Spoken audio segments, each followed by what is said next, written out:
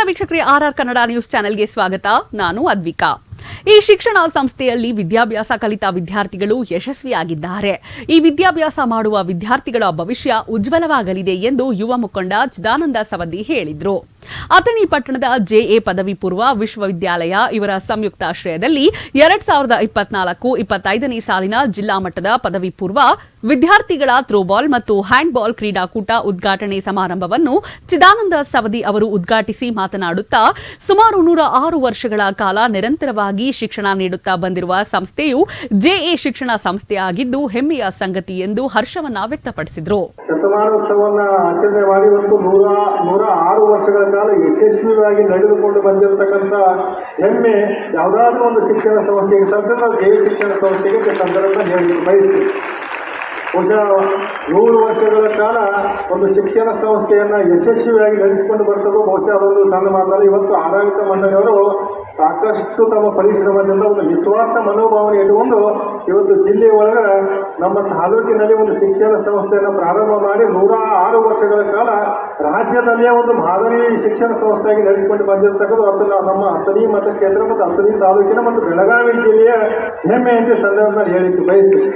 ಬಹುಶಃ ಈ ಶಿಕ್ಷಣ ಸಂಸ್ಥೆಯೊಳಗೆ ವಿದ್ಯಾಭ್ಯಾಸ ಮಾಡಿರ್ತಕ್ಕಂಥ ಸಾಕಷ್ಟು ಜನ ಕೋಟ್ಯಾಂತರ ವಿದ್ಯಾರ್ಥಿಗಳು ಇವತ್ತು ಅನೇಕ ಉನ್ನತ ಸ್ಥಾನಗಳಲ್ಲಿ ಹೋಗಿ ಬೇರೆ ಬೇರೆ ದೇಶದಲ್ಲಿ ತಮ್ಮ ವಾಸವಾಗಿರ್ತಕ್ಕಂಥದ್ದು ಕೂಡ ನಾವು ನೋಡಿದ್ದೀವಿ.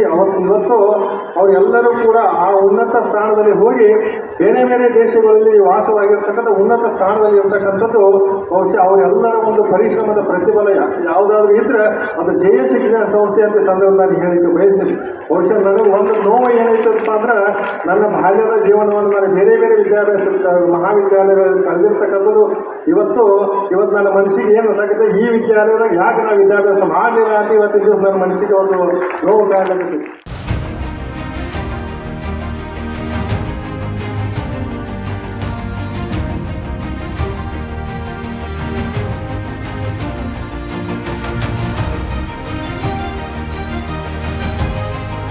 ನಂತರ ಮಾತನಾಡಿದ್ದ ಜಾಧವ್ಜಿ ಶಿಕ್ಷಣ ಸಂಸ್ಥೆಯ ಕಾರ್ಯಾಧ್ಯಕ್ಷರಾದ ರಾಮ ಬಿ ಕುಲಕರ್ಣಿರವರು ಮಾತನಾಡಿದರು.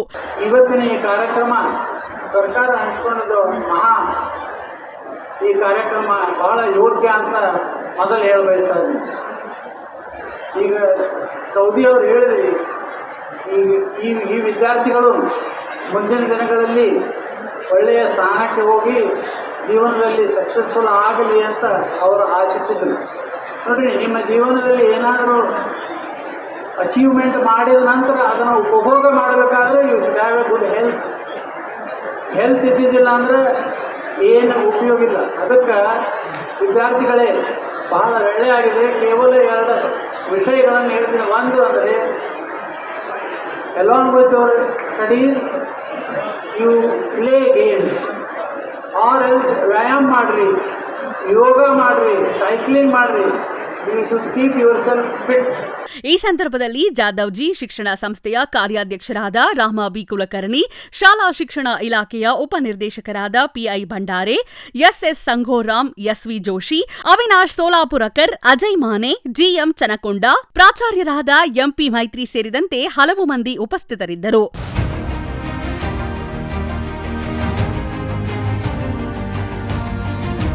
ರಮೇಶ್ ರಾಕೇಶ್ ಸಾರಥ್ಯದಲ್ಲಿ ನಿಮ್ಮೆಲ್ಲರ ನೆಚ್ಚಿನ RR ಕನ್ನಡ ನ್ಯೂಸ್ ಚಾನೆಲ್.